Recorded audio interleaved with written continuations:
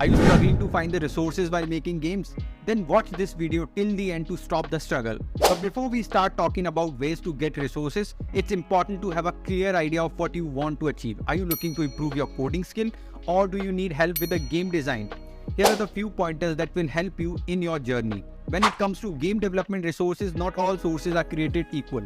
Look for a reputable website, blogs and forums that are known for providing high quality content. Some popular opinions include Quora, Reddit, etc. One of the best way to find great game development resources is by asking other developers for recommendation. Join online communities like Reddit or Discord servers that are dedicated to game development and ask other developers what resources they recommend. Game development resources come in many different formats, from Reddit tutorials and video courses to podcasts and live streams. Experiment with different formats to find what works best for you and your learning style. Lastly, keep an open mind. It's important to keep an open mind when it comes to game development resources, and check out the channel for more new content on game development.